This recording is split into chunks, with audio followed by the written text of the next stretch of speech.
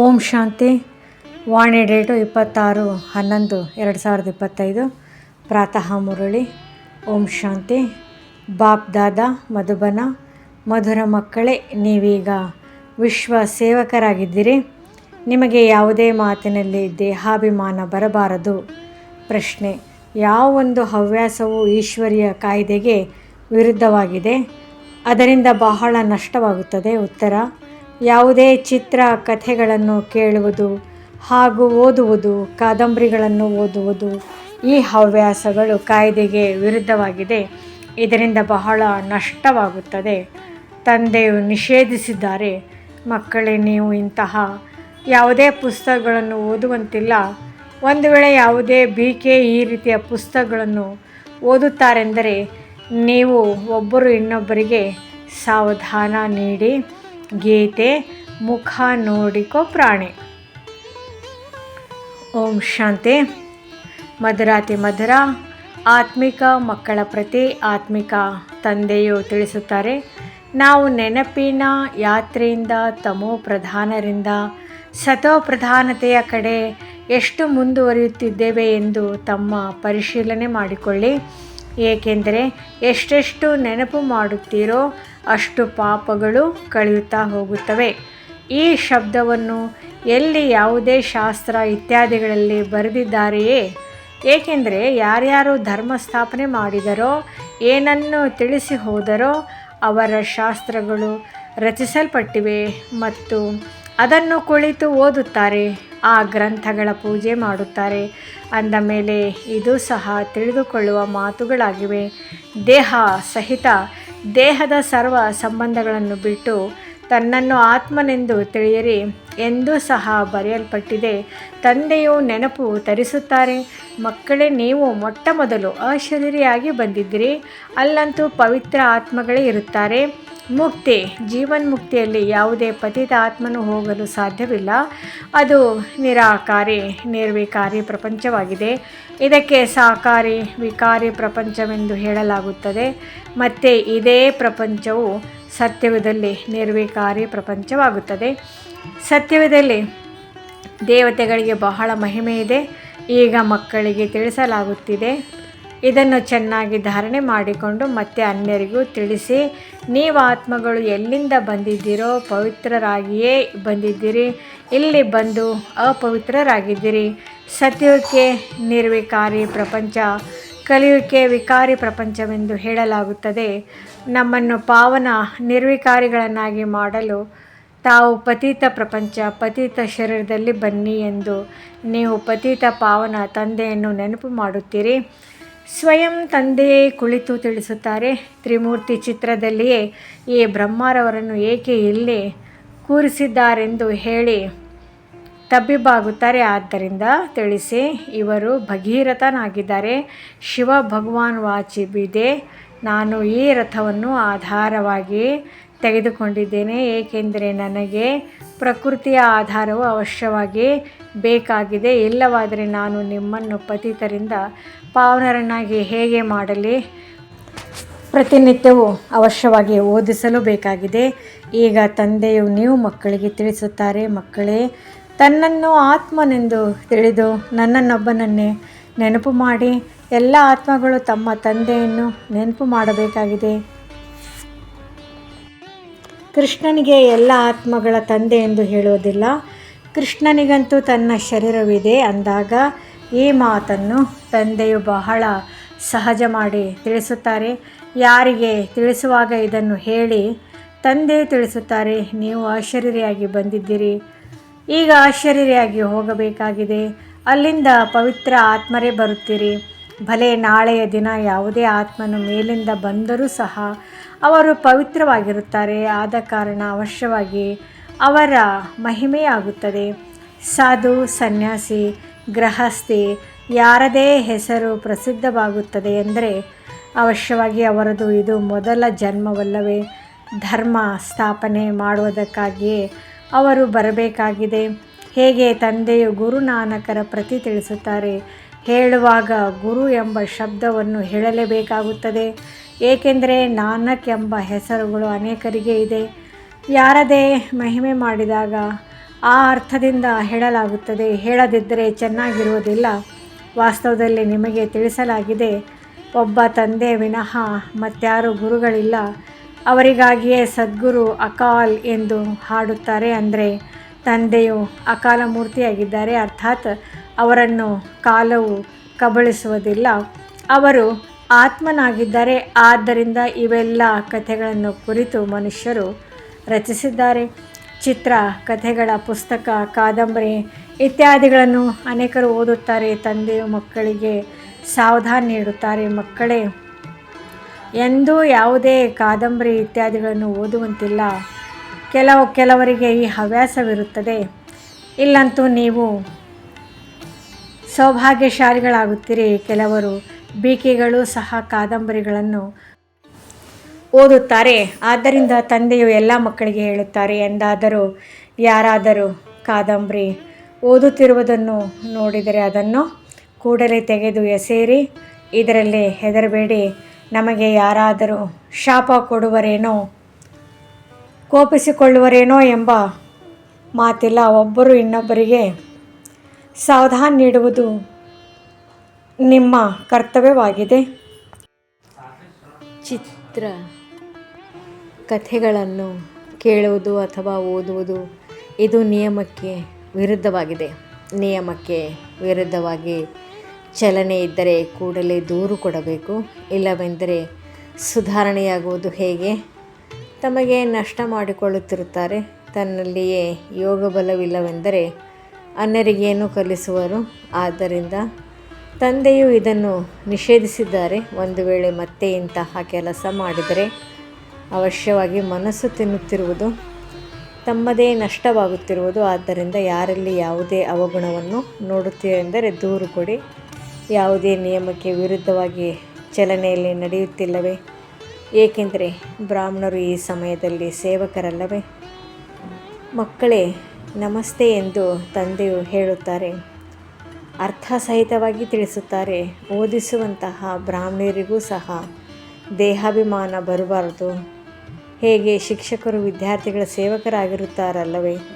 ರಾಜ್ಯಪಾಲರು ಮೊದಲಾದವರು ಸಹ ಪತ್ರ ಬರೆಯುವಾಗ ಕೊನೆಯಲ್ಲಿ ನಾನು ನಿಮ್ಮ ವಿಧೇಯ ಸೇವಕನೆಂದು ಸಹಿ ಮಾಡುತ್ತಾರೆ. ಬಾಕಿ ಕಾರ್ಯದರ್ಶಿಗಳು ತಮ್ಮ ಕೈಯಿಂದ ಬರೆಯುತ್ತಾರೆ. ಎಂದೂ ತಮ್ಮ ಹೆಗ್ಗಳಿಕೆಯನ್ನು ತೋರಿಸಿಕೊಳ್ಳುವುದಿಲ್ಲ. ಇತ್ತೀಚೆಗೆ ಗುರುಗಳಂತೂ ತಮಗೆ ತಾವು ಶ್ರೀ ಶ್ರೀ ಎಂದು ಬರೆದುಕೊಡುತ್ತಾರೆ. ಇಲ್ಲಿಯೂ ಸಹ ಕೆಲವರು ಶ್ರೀ ಎಂದು ಬರೆಯುತ್ತಾರೆ. ವಾಸ್ತವದಲ್ಲಿ ಹೀಗೆ ಬರೆಯುವಂತಿಲ್ಲ. ಸ್ತ್ರೀಯರು ಸಹ ಶ್ರೀಮತಿ ಎಂದು ಬರೆಯುವಂತಿಲ್ಲ. ಯಾವಾಗ ಶ್ರೀ ಶ್ರೀ ತಂದೆಯು ಸ್ವಯಂ ಬಂದು ಮತವನ್ನು ಕೊಡುವರೋ ಆಗಲೇ ಶ್ರೀಮತವು ಸಿಗುವುದು. ನೀವು ಇದನ್ನು ತಿಳಿಸಿ. ಅವಶ್ಯವಾಗಿ ಯಾರದೋ ಮತದಿಂದ ಇವರು ದೇವತೆಗಳಾಗಿದ್ದಾರಲ್ಲವೇ? ಭಾರತದಲ್ಲಿ ಇವರು ಇಷ್ಟು ಶ್ರೇಷ್ಠ ವಿಶ್ವದ ಮಾಲೀಕರು ಹೇಗಾದರೆಂದು ಯಾರಿಗೂ ತಿಳಿದಿಲ್ಲ. ನಿಮಗಂತೂ ಇದೇ ನಶೆ ಇರಬೇಕು. ಈ ಗುರಿ ಧ್ಯೇಯದ ಚಿತ್ರವು ಸದಾ ಗೋಡೆಗೆ ಹಾಕಲ್ಪಟ್ಟಿರಲಿ. ಎಲ್ಲರಿಗೂ ತಿಳಿಸಿ. ನಮಗೆ ಭಗವಂತನೇ ಓದಿಸುತ್ತಾರೆ. ಇದರಿಂದ ನಾವು ವಿಶ್ವದ ಮಹಾರಾಜರಾಗುತ್ತೇವೆ. ತಂದೆಯು ಇಂತಹ ರಾಜ್ಯದ ಸ್ಥಾಪನೆ ಮಾಡಲು ಬಂದಿದ್ದಾರೆ. ಈ ಹಳೆಯ ಪ್ರಪಂಚದ ವಿನಾಶವು ಸನ್ಮುಖದಲ್ಲಿ ನಿಂತಿದೆ. ಚಿಕ್ಕ ಚಿಕ್ಕ ಕನ್ಯರು ಗಿಳಿಯ ಭಾಷೆಯಲ್ಲಿ ಯಾರಿಗೆ ಬೇಕಾದರೂ ತಿಳಿಸಬಹುದು. ದೊಡ್ಡ ದೊಡ್ಡ ಸಮ್ಮೇಳನಗಳು ಆಗುತ್ತವೆ. ಅದರಲ್ಲಿ ನಿಮಗೆ ನಿಮಂತ್ರಣ ಕೊಡುತ್ತಾರೆ. ಆಗ ಈ ಚಿತ್ರಗಳನ್ನು ತೆಗೆದುಕೊಂಡು ಹೋಗಿ ನೀವು ತಿಳಿಸಿಕೊಡಬಹುದು. ಭಾರತದಲ್ಲಿ ಪುನಃ ಇವರ ರಾಜ್ಯವು ಸ್ಥಾಪನೆಯಾಗುತ್ತಿದೆ. ಎಲ್ಲಿಯೇ ದೊಡ್ಡ ದೊಡ್ಡ ಸಭೆಗಳಲ್ಲಿ ನೀವು ತಿಳಿಸಬಹುದು. ಇಡೀ ದಿನ ಸರ್ವಿಸಿನದೇ ನಶೆ ಇರಲಿ. ಭಾರತದಲ್ಲಿ ಇವರ ರಾಜ್ಯವು ಸ್ಥಾಪನೆಯಾಗುತ್ತಿದೆ. ತಂದೆಯು ನಮಗೆ ರಾಜಯೋಗವನ್ನು ಕಲಿಸುತ್ತಿದ್ದಾರೆ. ಶಿವ ಭಗವಾನ್ ವಾಚ, ಹೇ ಮಕ್ಕಳೇ, ನೀವು ತಮ್ಮನ್ನು ಆತ್ಮನೆಂದು ತಿಳಿದು ನನ್ನನ್ನು ನೆನಪು ಮಾಡಿದರೆ 21 ಜನ್ಮಗಳಿಗಾಗಿ ನೀವು ಇಂತಹ ಶ್ರೇಷ್ಠರಾಗುವಿರಿ. ಜೊತೆಗೆ ದೈವಿ ಗುಣಗಳನ್ನು ಧಾರಣೆ ಮಾಡಿಕೊಳ್ಳಬೇಕಾಗಿದೆ. ಈಗಂತೂ ಎಲ್ಲರದು ಆಸುರಿ ಗುಣಗಳಾಗಿವೆ. ಶ್ರೇಷ್ಠರನ್ನಾಗಿ ಮಾಡುವವರು ಒಬ್ಬರು ಶ್ರೀ ಶ್ರೀ ಶಿವ ತಂದೆಯಾಗಿದ್ದಾರೆ. ಆ ಶ್ರೇಷ್ಠಾತಿ ಶ್ರೇಷ್ಠ ತಂದೆಯೇ ನಮಗೆ ಓದಿಸುತ್ತಾರೆ. ಶಿವ ಭಗವಾನ್ ವಾಚ್, ಮನ್ಮನ ಭವ. ಭಗೀರಥನು ಪ್ರಸಿದ್ಧನಾಗಿದ್ದಾರೆ. ಭಗೀರಥನಿಗೆ ಬ್ರಹ್ಮನೆಂದು ಹೇಳಲಾಗುತ್ತದೆ. ಇವರಿಗೆ ಮಹಾವೀರನೆಂತಲೂ ಹೇಳುತ್ತಾರೆ. ದಿಲ್ವಾಡ ಮಂದಿರದಲ್ಲಿ ಕುಳಿತಿದ್ದಾರಲ್ಲವೇ, ಆದರೆ ಜೈನರು ಯಾರು ಮಂದಿರವನ್ನು ಕಟ್ಟಿಸಿದರೋ ಅವರಿಗೆ ಇದು ತಿಳಿದಿಲ್ಲ. ನೀವು ಚಿಕ್ಕ ಚಿಕ್ಕ ಮಕ್ಕಳು ಯಾರಿಂದ ಬೇಕಾದರೂ ನಿಮಂತ್ರಣವನ್ನು ತೆಗೆದುಕೊಳ್ಳಬಹುದು. ನೀವೀಗ ಶ್ರೇಷ್ಠರಾಗುತ್ತಿದ್ದೀರಿ. ಇದು ಭಾರತದ ಗುರಿ ಧ್ಯೇಯವಲ್ಲವೇ? ಅಂದ ಮೇಲೆ ಎಷ್ಟೊಂದು ನಶೆ ಇರಬೇಕು. ಇಲ್ಲಿ ತಂದೆಯು ಬಹಳ ಚೆನ್ನಾಗಿ ನಶೆ ತರಿಸುತ್ತಾರೆ. ಬಾಬಾ, ನಾವಂತೂ ಲಕ್ಷ್ಮೀನಾರಾಯಣರೇ ಆಗುತ್ತೇವೆಂದು ಹೇಳುತ್ತಾರೆ. ರಾಮ ಸೀತೆಯರಾಗಲಿ ಯಾರೂ ಕೈ ಎತ್ತುವುದಿಲ್ಲ. ನೀವೀಗ ಅಹಿಂಸಕರು, ಕ್ಷತ್ರಿಯರಾಗಿದ್ದೀರಿ. ನೀವು ಅಹಿಂಸಕ ಕ್ಷತ್ರಿಯರನ್ನು ಯಾರೂ ತಿಳಿದುಕೊಂಡಿಲ್ಲ. ಇದನ್ನು ನೀವೀಗ ತಿಳಿದುಕೊಂಡಿದ್ದೀರಿ. ಗೀತೆಯಲ್ಲಿಯೂ ಮನ್ಮನಾಭವ ಶಬ್ದವಿದೆ. ತನ್ನನ್ನು ಆತ್ಮನೆಂದು ತಿಳಿಯಿರಿ. ಇದು ತಿಳಿದುಕೊಳ್ಳುವ ಮಾತಲ್ಲವೇ? ಆದರೆ ಇದನ್ನು ಮತ್ತಾರು ತಿಳಿದುಕೊಳ್ಳಲು ಸಾಧ್ಯವಿಲ್ಲ. ತಂದೆಯೇ ಕುಳಿತು ಮಕ್ಕಳಿಗೆ ಶಿಕ್ಷಣ ಕೊಡುತ್ತಾರೆ. ಮಕ್ಕಳೇ, ಆತ್ಮ ಅಭಿಮಾನಿಯಾಗಿ ಕುಳಿತುಕೊಳ್ಳಿ. ಈ ಆತ್ಮ ಅಭಿಮಾನಿಯಾಗುವ ಅಭ್ಯಾಸವು 21 ಜನ್ಮಗಳವರೆಗೆ ನಡೆಯುತ್ತದೆ. ನಿಮಗೆ 21 ಜನ್ಮಗಳಿಗಾಗಿ ಶಿಕ್ಷಣ ಸಿಗುತ್ತದೆ. ತಂದೆಯು ಮತ್ತೆ ಮತ್ತೆ ಮೂಲ ಮಾತನ್ನು ತಿಳಿಸುತ್ತಾರೆ. ತನ್ನನ್ನು ಆತ್ಮನೆಂದು ತಿಳಿದು ಕುಳಿತುಕೊಳ್ಳಿ. ಪರಮಾತ್ಮ ತಂದೆಯು ನಾವು ಆತ್ಮಗಳಿಗೆ ತಿಳಿಸುತ್ತಾರೆ. ನೀವು ಪದೇ ಪದೇ ದೇಹಾಭಿಮಾನದಲ್ಲಿ ಬಂದು ಬಿಡುತ್ತೀರಿ. ಆಗ ಮನೆ ಮಠವೆಲ್ಲವೂ ನೆನಪಿಗೆ ಬಂದು ಬಿಡುತ್ತದೆ. ಭಕ್ತಿ ಮಾರ್ಗದಲ್ಲಿಯೂ ಸಹ ಭಕ್ತಿ ಮಾಡುತ್ತಾ ಮಾಡುತ್ತಾ ಬುದ್ಧಿಯು ಬೇರೆ ಕಡೆ ಹೊರಟು ಹೋಗುತ್ತದೆ. ಕೇವಲ ನವದಾ ಭಕ್ತಿ ಮಾಡುವವರೇ ಸ್ಥಿರವಾಗಿ ಕುಳಿತುಕೊಳ್ಳುವರು. ಅದಕ್ಕೆ ತೀವ್ರ ಭಕ್ತಿ ಎಂದು ಹೇಳಲಾಗುತ್ತದೆ. ಸಂಪೂರ್ಣ ಲವಲೀನರಾಗಿ ಬಿಡುತ್ತಾರೆ. ಹೇಗೆ ನೀವು ಸಹ ನೆನಪಿನಲ್ಲಿ ಕುಳಿತುಕೊಂಡಾಗ ಕೆಲವೊಂದು ಸಮಯದಲ್ಲಿ ಸಂಪೂರ್ಣ ಅಶರೀರಿಯಾಗಿ ಬಿಡುತ್ತೀರಿ. ಒಳ್ಳೆಯ ಮಕ್ಕಳೇ ಈ ಸ್ಥಿತಿಯಲ್ಲಿ ಕುಳಿತುಕೊಳ್ಳುವರು. ಇದರಿಂದ ದೇಹಭಾನವು ಕಳೆಯುವುದು. ಅಶರೀರಿಯಾಗಿ ಆ ನಶೆಯಲ್ಲಿ ಕುಳಿತಿರುತ್ತಾರೆ. ಇದೇ ಹವ್ಯಾಸವಾಗುತ್ತಾ ಹೋಗುತ್ತದೆ. ಸನ್ಯಾಸಿಗಳು ತತ್ವಜ್ಞಾನಿ ಅಥವಾ ಬ್ರಹ್ಮಜ್ಞಾನಿಗಳಾಗಿದ್ದಾರೆ. ನಾವು ಲೀನವಾಗಿ ಬಿಡುತ್ತೇವೆ. ಈ ಹಳೆಯ ಶರೀರವನ್ನು ಬಿಟ್ಟು ಬ್ರಹ್ಮ ತತ್ವದಲ್ಲಿ ಲೀನವಾಗುತ್ತೇವೆ ಎಂದು ಹೇಳುತ್ತಾರೆ. ಎಲ್ಲರದು ತಮ್ಮ ತಮ್ಮ ಧರ್ಮವಿದೆಯಲ್ಲವೇ? ಯಾರೂ ಅನ್ಯ ಧರ್ಮವನ್ನು ಒಪ್ಪುವುದಿಲ್ಲ. ಆದಿ ಸನಾತನ ದೇವಿ ದೇವತಾ ಧರ್ಮದವರು ಸಹ ತಮೋಪ್ರಧಾನರಾಗಿ ಬಿಟ್ಟಿದ್ದಾರೆ. ಗೀತೆಯ ಭಗವಂತನು ಯಾವಾಗ ಬಂದಿದ್ದರು, ಯಾವಾಗ ಗೀತಾ ಯುಗವಿತ್ತು, ಯಾರೂ ತಿಳಿದುಕೊಂಡಿಲ್ಲ. ನಿಮಗೆ ತಿಳಿದಿದೆ, ಈ ಸಂಗಮ ಯುಗದಲ್ಲಿಯೇ ತಂದೆಯು ಬಂದು ರಾಜಯೋಗವನ್ನು ಕಲಿಸುತ್ತಾರೆ. ತಮೋ ಪ್ರಧಾನರಿಂದ ಸತೋ ಪ್ರಧಾನರನ್ನಾಗಿ ಮಾಡುತ್ತಾರೆ. ಇದು ಭಾರತದ್ದೇ ಮಾತಾಗಿದೆ. ಅವಶ್ಯವಾಗಿ ಅನೇಕ ಧರ್ಮಗಳು ಇದ್ದವು. ಒಂದು ಧರ್ಮದ ಸ್ಥಾಪನೆ, ಅನೇಕ ಧರ್ಮಗಳ ವಿನಾಶವೆಂದು ಗಾಯನವಿದೆ. ಸತ್ಯುಗದಲ್ಲಿ ಒಂದು ಧರ್ಮವಿತ್ತು. ಈಗ ಕಲಿಯುಗದಲ್ಲಿ ಅನೇಕ ಧರ್ಮಗಳಾಗಿವೆ. ಪುನಃ ಒಂದು ಧರ್ಮದ ಸ್ಥಾಪನೆ ಆಗುತ್ತದೆ. ಆ ಒಂದು ಧರ್ಮವು ಈಗ ಇಲ್ಲ, ಉಳಿದೆಲ್ಲವೂ ನಿಂತಿದೆ. ಆದ್ದರಿಂದ ಆಲದ ಮರದ ಉದಾಹರಣೆಯು ಸಹ ಬಹಳ ಚೆನ್ನಾಗಿದೆ. ಅದರ ಬುಡವೇ ಇಲ್ಲ, ಇಡೀ ವೃಕ್ಷವು ನಿಂತಿರುತ್ತದೆ. ಅದೇ ರೀತಿ ಮಾನವ ವಂಶವೃಕ್ಷದಲ್ಲಿಯೂ ದೇವಿ ದೇವತಾ ಧರ್ಮವೇ ಇಲ್ಲ. ಯಾವ ಆದಿ ಸನಾತನ ದೇವಿ ದೇವತಾ ಧರ್ಮವು ಬುಡ ಅಂದರೆ ಬುನಾದಿವಾಗಿತ್ತೋ ಅದು ಈಗ ಪ್ರಾಯಲೋಪವಾಗಿ ಬಿಟ್ಟಿದೆ. ಪುನಃ ತಂದೆಯು ಸ್ಥಾಪನೆ ಮಾಡುತ್ತಾರೆ. ಉಳಿದ ಇಷ್ಟೆಲ್ಲ ಧರ್ಮಗಳು ಕೊನೆಯಲ್ಲಿ ಬಂದಿವೆ. ಪುನಃ ಈ ಚಕ್ರವು ಪುನರಾವರ್ತನೆಯಾಗುತ್ತದೆ. ಅರ್ಥಾತ್ ಹಳೆಯ ಪ್ರಪಂಚದಿಂದ ಹೊಸದಾಗುತ್ತದೆ. ಹೊಸ ಪ್ರಪಂಚದಲ್ಲಿ ಇವರ ರಾಜ್ಯವಿತ್ತು. ನಿಮ್ಮ ಬಳಿ ದೊಡ್ಡ ಚಿತ್ರಗಳು ಇವೆ, ಸಣ್ಣ ಚಿತ್ರಗಳು ಇವೆ. ಯಾವುದೇ ಚಿತ್ರವು ದೊಡ್ಡದಾಗಿದ್ದಾಗ ಅದನ್ನು ನೋಡಿ ಇದೇನು ಎಂದು ಕೇಳುತ್ತಾರೆ. ಆಗ ತಿಳಿಸಿ, ನಾವು ಇಂತಹ ಚಿತ್ರವನ್ನು ಹಿಡಿದುಕೊಂಡಿದ್ದೇವೆ. ಇದರಿಂದ ಮನುಷ್ಯರು ಭಿಕಾರಿಗಳಿಂದ ರಾಜಕುಮಾರರಾಗಿ ಬಿಡುವರು. ಮನಸ್ಸಿನಲ್ಲಿ ಬಹಳ ಉಮಂಗ, ಬಹಳ ಖುಷಿ ಇರಬೇಕು. ನಾವು ಆತ್ಮರು, ಭಗವಂತನ ಮಕ್ಕಳಾಗಿದ್ದೇವೆ. ಭಗವಂತನು ಆತ್ಮಗಳಿಗೆ ಓದಿಸುತ್ತಾರೆ. ತಂದೆಯು ನಮ್ಮನ್ನು ತಮ್ಮ ನಯನಗಳ ಮೇಲೆ ಕೂರಿಸಿಕೊಂಡು ಕರೆದುಕೊಂಡು ಹೋಗುತ್ತಾರೆ.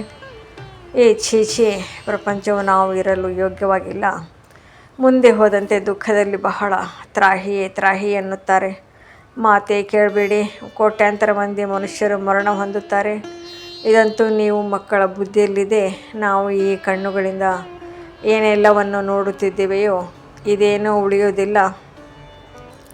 ಇಲ್ಲಂತೂ ಮನುಷ್ಯರು ಮುಳ್ಳುಗಳಂತಿದ್ದಾರೆ. ಸತ್ಯುಗವು ಹೂದೋಟವಾಗಿದೆ. ಸತ್ಯುಗದಲ್ಲಿ ನಮ್ಮ ನಯನಗಳು ಶೀತಲವಾಗಿ ಬಿಡುತ್ತವೆ. ಹೇಗೆ ಹೂದೋಟದಲ್ಲಿ ಹೋದಾಗ ಕಣ್ಣುಗಳು ಬಹಳ ಶೀತಲವಾಗುತ್ತದೆಯಲ್ಲವೇ? ಅಂದಾಗ ನೀವು ಪದಂ ಭಾಗ್ಯಶಾಲಿಗಳಾಗುತ್ತಿದ್ದೀರಿ. ಯಾರು ಬ್ರಾಹ್ಮಣರಾಗುವರೋ ಅವರ ಪಾದಗಳಲ್ಲಿ ಪದಮಗಳಿವೆ. ನಾವು ಇಂತಹ ರಾಜ್ಯವನ್ನು ಸ್ಥಾಪನೆ ಮಾಡುತ್ತಿದ್ದೇವೆಂದು ನೀವು ಮಕ್ಕಳು ತಿಳಿಸಿಕೊಡಬೇಕು.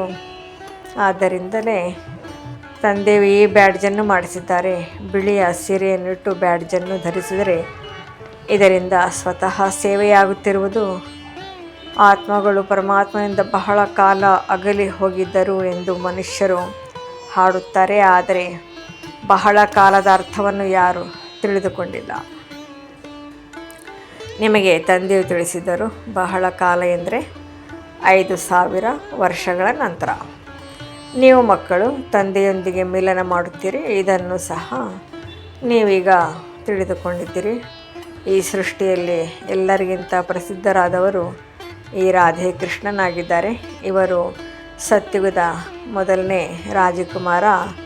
ರಾಜಕುಮಾರಿಯರಾಗಿದ್ದಾರೆ. ಇವರು ಎಲ್ಲಿಂದ ಬಂದರು ಎಂಬ ಸಂಕಲ್ಪವು ಎಂದೂ ಯಾರಿಗೂ ಬರುವುದಿಲ್ಲ. ಸತ್ಯುಗಕ್ಕೆ ಮೊದಲು ಅವಶ್ಯವಾಗಿ ಕಲಿಯುಗವಿರಬೇಕು. ಅವರು ಅಂತಹ ಯಾವುದೇ ಕರ್ಮವನ್ನು ಮಾಡಿದ ಕಾರಣ ವಿಶ್ವದ ಮಾಲೀಕರಾದರು. ಭಾರತವಾಸಿಗಳು ಇವರನ್ನು ವಿಶ್ವದ ಮಾಲೀಕರೆಂದು ತಿಳಿದುಕೊಳ್ಳುವುದಿಲ್ಲ. ಇವರ ರಾಜ್ಯವಿದ್ದಾಗ ಭಾರತದಲ್ಲಿ ಮತ್ಯಾವುದೇ ಧರ್ಮವಿರಲಿಲ್ಲ. ಈಗ ನೀವು ಮಕ್ಕಳು ತಿಳಿದುಕೊಂಡಿದ್ದೀರಿ. ತಂದೆಯು ನಮಗೆ ರಾಜಯೋಗವನ್ನು ಕಲಿಸುತ್ತಿದ್ದಾರೆ. ನಮ್ಮ ಗುರಿ ಧ್ಯೇಯವೇ ಇದಾಗಿದೆ. ಭಲೆ ಮಂದಿರಗಳಲ್ಲಿ ಅವರ ಚಿತ್ರಗಳಿವೆ, ಆದರೆ ಇದು ಈ ಸಮಯದಲ್ಲಿ ಸ್ಥಾಪನೆಯಾಗುತ್ತಿದೆ ಎಂಬುದನ್ನು ಯಾರೂ ತಿಳಿದುಕೊಂಡಿಲ್ಲ. ನಿಮ್ಮಲ್ಲಿಯೂ ನಂಬರ್ವಾರ್ ತಿಳಿದುಕೊಳ್ಳುತ್ತಾರೆ. ಕೆಲವರು ಬಹಳ ಬೇಗನೆ ಮರೆತು ಬಿಡುತ್ತಾರೆ. ಚಲನೆಯು ಮೊದಲಿನಂತೆ ಆಗಿಬಿಡುತ್ತದೆ. ಇಲ್ಲಿದ್ದಾಗ ಬಹಳ ಚೆನ್ನಾಗಿ ತಿಳಿದುಕೊಳ್ಳುತ್ತಾರೆ. ಹೊರಗಡೆ ಹೋದ ಮೇಲೆ ಎಲ್ಲವೂ ಸಮಾಪ್ತಿ. ಮಕ್ಕಳಿಗೆ ಸರ್ವೀಸಿನ ಉಮಂಗವಿರಬೇಕು. ಎಲ್ಲರಿಗೆ ಈ ಸಂದೇಶ ಕೊಡುವ ಯುಕ್ತಿಯನ್ನು ರಚಿಸಿ ಪರಿಶ್ರಮ ಪಡಬೇಕಾಗಿದೆ. ನಶೆಯಿಂದ ತಿಳಿಸಿ. ಶಿವ ತಂದೆಯು ಹೇಳುತ್ತಾರೆ, ನಮ್ಮನ್ನು ನೆನಪು ಮಾಡಿದರೆ ಪಾಪಗಳು ಕಳೆಯುತ್ತವೆ. ನಾವು ಒಬ್ಬ ಶಿವ ತಂದೆಯ ವಿನಃ ಮತ್ತಾರನ್ನು ನೆನಪು ಮಾಡುವುದಿಲ್ಲ. ಒಳ್ಳೆಯದು. ಮಧುರಾತಿ ಮಧುರ ಅಗಲಿ ಹೋಗಿ ಮರಳಿ ಸಿಕ್ಕಿರುವ ಮಕ್ಕಳ ಪ್ರತಿ ಮಾತಾಪಿತಾ ಬಾಬ್ದಾದರವರ ನೆನಪು, ಪ್ರೀತಿ ಹಾಗೂ ಸುಪ್ರಭಾತ. ಆತ್ಮಿಕ ಮಕ್ಕಳಿಗೆ ಆತ್ಮಿಕ ತಂದೆಯ ನಮಸ್ತೆ. ಧಾರಣೆಗಾಗಿ ಮುಖ್ಯ ಸಾರ. ಗುರಿ ಧ್ಯೇಯದ ಚಿತ್ರವನ್ನು ಸದಾ ಜೊತೆಯಲ್ಲಿಟ್ಟುಕೊಳ್ಳಬೇಕಾಗಿದೆ. ನಶೆ ಇರಲಿ. ನಾವೀಗ ಶ್ರೀಮತದಂತೆ ವಿಶ್ವದ ಮಾಲೀಕರಾಗುತ್ತಿದ್ದೇವೆ. ನಾವು ಇಂತಹ ಹೂದೋಟದಲ್ಲಿ ಹೋಗುತ್ತೇವೆ ಎಲ್ಲಿ ನಮ್ಮ ನಯನಗಳು ಶೀತಲವಾಗಿ ಬಿಡುತ್ತವೆ. ಸರ್ವೀಸಿನ ಬಹಳ ಉಮಂಗವಿರಬೇಕು. ವಿಶಾಲ ಹೃದಯ ಹಾಗೂ ಉಮಂಗದಿಂದ ದೊಡ್ಡ ದೊಡ್ಡ ಚಿತ್ರಗಳಲ್ಲಿ ಸರ್ವೀಸ್ ಮಾಡಬೇಕಾಗಿದೆ. ಭಿಕಾರಿಗಳಿಂದ ರಾಜಕುಮಾರನಾಗಿ ಮಾಡಬೇಕಾಗಿದೆ. ವರದಾನ. ಕರ್ಮಗಳ ಗತಿಯನ್ನು ತಿಳಿದು ಗತಿ ಸದ್ಗತಿಯ ನಿರ್ಣಯವನ್ನು ಮಾಡುವಂತಹ ಮಾಸ್ಟರ್ ದುಃಖಹರ್ತ ಸುಖಕರ್ತ ಭವ. ಈಗಿನವರೆಗೂ ತಮ್ಮ ಜೀವನದ ಕಥೆಯನ್ನು ನೋಡುವ ಮತ್ತು ತಿಳಿಸುವುದರಲ್ಲಿಯೇ ವ್ಯಸ್ತರಾಗಿದ್ದೀರಿ. ಆದರೆ ಪ್ರತಿಯೊಬ್ಬರ ಕರ್ಮದ ಗತಿಯನ್ನು ತಿಳಿದು ಗತಿ ಸದ್ಗತಿಯನ್ನು ಕೊಡುವ ನಿರ್ಣಯ ಮಾಡಿರಿ.